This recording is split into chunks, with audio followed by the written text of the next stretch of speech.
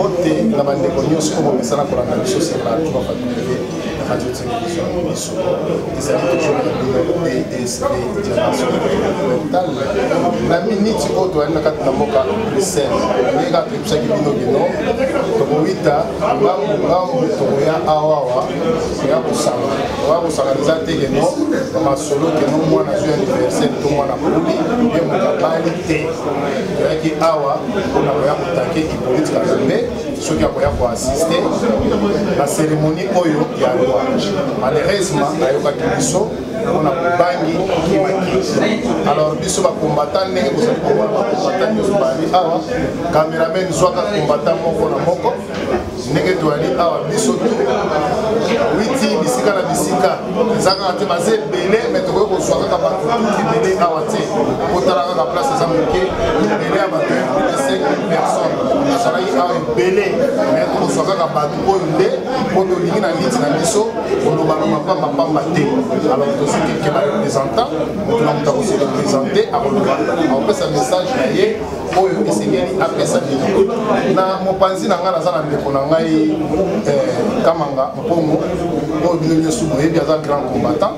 tokolinga toyeba awiti wapi afanda nga na Belgique awa ubi awiti mboka mosusu nde tokoluka toyeba ye message na ye kopesa bino toyoka ye merci mbote ndeko na ngai koya na oka na kati na mboka se oyeni toye mpona kolakisa na contentement na biso po na mwana ndeke akoki kokoma soki akomi awa azaka défie biso puisque tobimi mingi mpona mboka wana donc yango wana awa mpona kolakisa keno tolingi akoma kuta wa merci ngolandi ndeko biso kanamba mpongo epoliti kanambe tellement ke tolingi ete akokoma mpe awa te wana ezali message bamessage eza ebele koyeba mpe eloko nini oyo tolesi poto nakei nazwi ndeko na ngai ye moko akolinga kosepresente ndeko mbote ezali ngai le grand combattant fiche bango le combattant de Bruxelles l'homme à la barbe ngai bon mpona journal lelo ezali esengeli mpona biso na message oyo tolakisaki etolobaki te ke hippolyte kanamba alias bateto etoli komona ye awa te site so tomoni tokotsovine ye miresima mpe aye te njoli yango mpe evite mais nzambe asali na mokano na ye atindeli biso mokala na ye nani mova emaka mova moni okotalaka yango wana kaka elili bozomona likolo ya merci toleki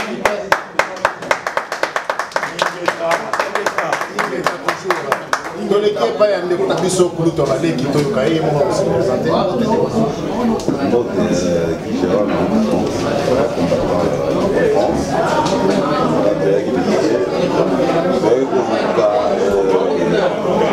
soi-disant le président fugitif, le président dans le monde entier, nous avons été massacrés. Tout le monde a été là et on va la défendre. Alors, pour affronter les choses, on va garder la maison mouillée, mais tout ça, c'est là que tout ça. Donc, on va qu'ils sont poursuivis, mais représentants, ils sont pas là. On va récupérer pour te prendre tellement qu'ils ne pouvaient pas y échapper. Donc, je suis quand même moko.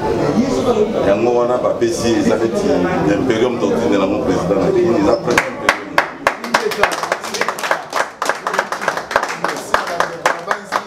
Commentaire na biso après mais tokoyoka bandeko moko na moko tokepa ndeko na biso babi balukuna message na ko pesa bandeko oyo baza kolanda biso na tango côté ndeko DSV mbote na ba congolais nyonso baza kolanda na monde entier et puis ba bazolanda na Kinshasa pe batala bayo makasi ngambo ekei esengo mingi esengo osala te pointe lelo touti quand même pour défendre makila ya ndeko na biso ya mboka oyo Armand Tungulu bike mwana ndeka ndenge koya na mboka nini na mboka oyo abomela biso ndeko monde entier yebike Armand Tungulu n'a pas été tué par un procureur par un général, c'est lui-même Kabila, soi-disant président, Toka Yatia na cortège à Kena Belaye, na Moutouti le Bembe, même Bana, madame, que je salue les enfants, Bamona, Ndekona Bamote, les lobes sont en Belgique, na bandeko tout baye au so quoi tout baki jamais le cannabisme ici. yango moni tous les moutons bimisa moutoir pour représenter Kabila fallait zomba naye nzabe pas la raté mova oyo tulke mingi mova tambolela ye ngaba kanga passeport na mboka wana na ebite soki bolingo ninga opesa bato betanga machette na mkongo batianga ina prison tokenda na élection président na ngai candidat na présidence ngai na députation to gagner l'élection ba escroquer biso bongo batandenge wana baza ko faire violer ba maman ba ndeko na biso na est ba enfants soldats ba jeunes ba mineurs baza ko enrôler ba mon armée et pas président oyo akangami pe na bokonzi leadership na eto comprendre te Rwanda ko na Congo ko la liga bi ko la lingi ba ngolai ba mboka kilikili lelo sikoyo vraiment elo to sali arma tout monde place azali bien en tout cas ba biba lukuna e digera Pichen Chibangu Alain Kaka bino nyonso ba ndeko to bazali ba Yannick devoir de mémoire Alain Dongisila tous les frères oyo basali opération oyo na ba oyo ba ki moi pembeni parce que to panzana ki ndenge de ko digera lobi to tchaki ba tout moni côté Wazoloba la sima podium wana to tché des combattants côté où tu prêter serment na kati wana na ba huissier congolais moi la wana za huissier yé pas une mission côté wana place mbila tie prière ba musuba na kati net ba major tati to tanga e kwa combattant maris et puis biso tout toi il banda zozela tout monde a boy drapeau congolais ya tout les amis betana ni cela bien babi baloko drapeau oyo to li vraiment to eba drapeau oyo cameraman filmango bien na banzi libende oyo ezali libende moko teke bache ezali en voiture abo filmango bien botana voiture officielle drapeau oyo to za kolakisa batu ya RDC drapeau oyo ezali witi na banda kuna bisote ezali ya voiture vraiment qui a voiture ya ambassadeur officier oyo abanaye koleka nango akombata basali musame babi balukuna ndenge nini ba policier balaki ebele mais bo meki ko réussir ko soit drapeau pe kilo yango oyo na banzi ko filmango bien ko expliquer bisote ke ndenge nini bo zui drapeau oyo moni combattant zui drapeau na mo na ba policier ba bien grand combattant c'est surtout la équipe ya Moi na ba équipe à Butu ya vendre na Russie ayaki ka lobby na Butu donc bobengisa ki e kolongwa Russie aya osala musala bongo Kabila Joseph Kanambe tanga lingaka boma musée yo rasa tindaki la Chili benga peka ba mercenaire zo be mercenaire aye to ebisi ke ndengo za wana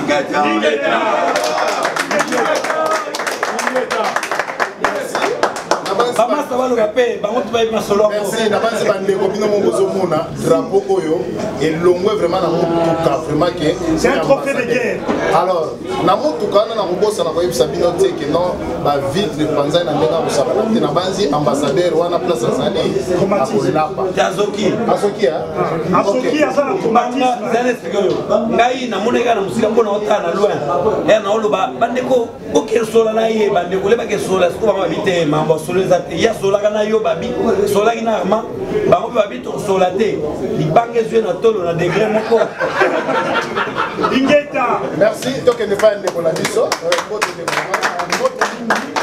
nazali auto ya délégation Hollande toye awa biso troupe toutaki na Hollande toyaki etumba ndenge toza boye trophée de guerre emonani yango nalakisi na Kinshasa po bangaka lisusu Kabila te awa ata mikolo intronisation ya roi Kanambe bazobengisa ete akomente indésirable Kanambe asi alongwe bobangaka ye lisusu te aza mutu pamba awa bayambaki lisusu te kaka bino mozobanga ye etumba tosi toganye ata ambassadeur akimi lokola mwana puku azokopaka ta mayele te ndenge tobeti ye lokola nyoka abetami ndenge eza boye troupe nyonso to eza na nord awa na Europe outi na mboka Mali tozokokita na Kinshasa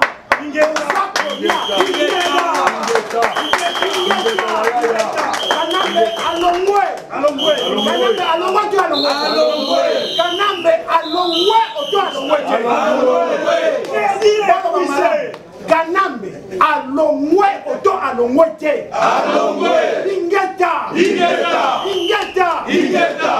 Congo gagné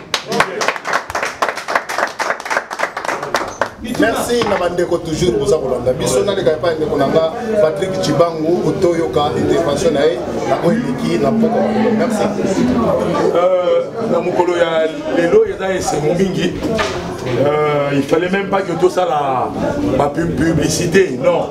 Le peuple congolais, bandeko na bino o bazaka na poto awa, batelemaki bango moko na bandako na bango, Espagne,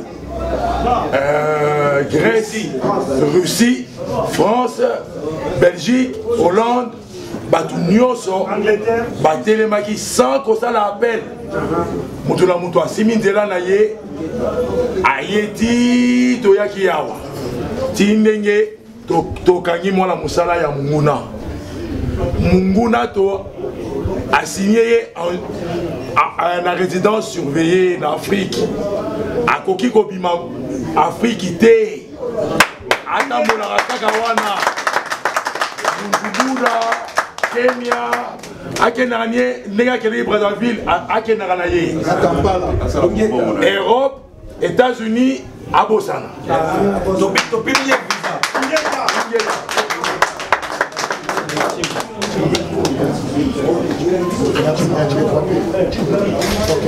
Merci. Merci, monsieur DSV. Dans ce pays, nous avons fait ça, micro, nous avons fait ça, nous avons fait ça, nous avons fait ça, mais nous avons félicité car nous avons fait ça, nous avons fait ça, nous avons organisé. Et puis, nous avons fait ça, oh, ma belle, vous avez vu nos mots, ah, on a fait ça, mais ce qui est là, nous saluons Salamagité, nous avons fait ça. Donc, nous avons fait ça, nous avons fait ça, mais oh, ils ont fait ça, et là, on a fait ça, dans le but, vraiment na bete libino maboko to beti maboko pona biso mo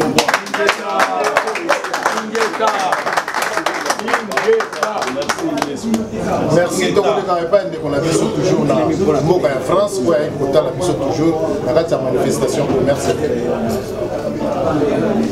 Bonjour peuple congolais. Ingeta jusqu'à la c'est au de France juste pour la Canada. Alors on va rappeler juste la bande de Konangai parce que dans la France on aussi basé juste profiter dans le bande de Konangai mais sous basé la France la ligne à faire pour voir la vidéo que tout le monde est au Bunda vous avez tout et c'est ici le peuple outil de gauche à droite, Allemagne, Hollande, France, Belgique, tout le monde a pour arrêter. Et on te rappelle que la musique en France, ils n'ont jamais. La ligne a rappelé que tu as sûr, on a l'assurance, il y a des gens qui vont avoir ceux qui vont continuer à pousser dans la bino, à Koya, à Osungabiso, vous avez toujours ensemble musique et ils n'ont jamais. Alors, pendant le lot, tu es pour la Kanambe. Kanambe Akimi, c'est déjà une victoire.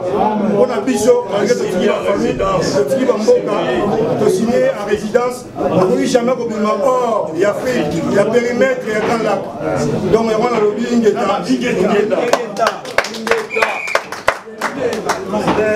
Nous avons fait un message surtout ma combattant, na saluer d'abord ma combattant à Goma, na action Moussala qui na Kabila dégage.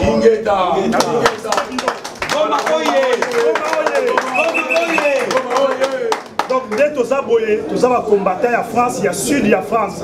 Le président Aloba qui prenez-vous en charge. Bissot Ozaliba na bitindate, neti journaliste on a le kuta. Donc Bissot Oye action pour la Mboka, tout senga bino, boza la vigilant, bolanda, bota la biso la misu. L'autre ça les alliés signal pour la bino. Karamingité imposteur Rwanda, président a accompagné na Rwanda pour bien biso moto s'occuper na yé. Et l'autre senga bino boza la soudé, boza la vigilant. Pas de distraction. Vous comprenez. Au semble les alliés bien, la musique les alliés bien, mais ce n'est pas le moment. D'être aux aboués, les pays sont occupés. Suivez notre regard. Trophée de guerre Yangoyo, coordonnateur à Outukoloba, Moussala et Salami. À partir de l'Ogoé Baké, moi, la bitinda et Kanambe, ils sont traumatisés. À chaque fois, on a deux Congolais dans Zéla, à Kobanga. Donc, crédit est épuisé. Kabila dégage.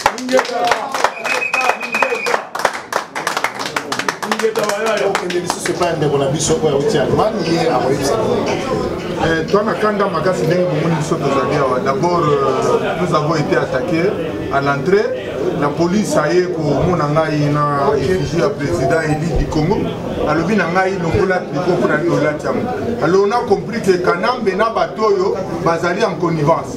Alors eloko sikoyo nde epesi biso kanda sikoyo tozala place oyo otoyebisa bino partout vous êtes, tout Congolais partout serré ayeba bien que ennemi na biso acharné ezali Kanambe. Donc boluka par tous les moyens soki toza kobenga bino na manif bomonanaka mpo oyo tosali lelo na Belgique il fallait kozala présent pour assister po inutile ya kosala bino commentaire l'essentiel est fait nayebisi bino merci.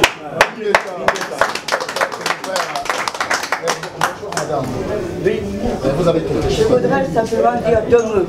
La première à propos des drapeaux. Il y a un an, le 28 juillet, dans cette même salle, nous étions tous ensemble en train de calibrer le drapeau du Rwanda qu'on avait arraché le soir. Pendant ce temps-là, Jean-Claude Dienan était à l'hôpital avec le bras cassé par la sûreté belge. C'est tout un symbole. Un an plus tard, nous avons arraché le drapeau de la voiture de l'ambassadeur du Congo.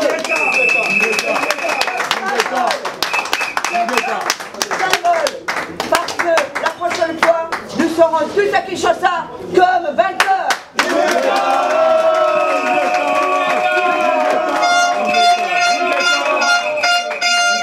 Quelque chose à dire. Aujourd'hui, on a intronisé un nouveau roi, un Saxe-Cobourg-Gotha. Nous ne devons pas oublier ce que le Congo est en génocide de Léopold II. Plus de 10 millions de Congolais, les mains coupées parce qu'ils ne recueillaient pas assez vite ou refusaient de recueillir le caoutchouc. Grâce à ce caoutchouc, le Saxe-Cobourg-Gotha de Belgique a remboursé la dette personnelle qu'il avait au Saxe-Cobourg anglais. Et les Anglais ont eu les yeux de prédateurs sur le Congo. Donc, en 1920, ils ont voulu créer un État d'Israël, là où se trouve le Rwanda et le Burundi, mais ils n'ont pas réussi. Ensuite, maintenant, ils le font.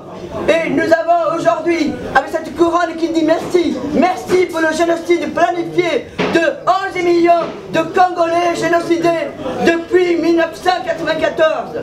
Ne l'oublions pas, c'est un génocide planifié pour leur prendre les matières premières et ensuite pour balkaniser le Congo.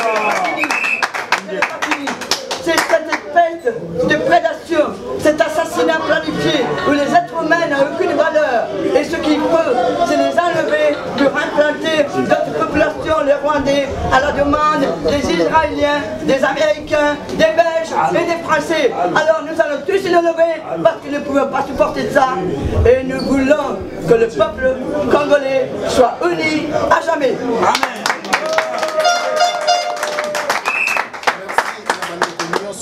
Ezala kolanda biso chaque fois sur la voie W et radio télévision Solo ezalaki toujours ya bino DSV international na nzela ya bibibi ami Bushiri nde akambaki biso mpe elongo na ndeko na biso Freddy merci nde kolanda bibibi merci na yo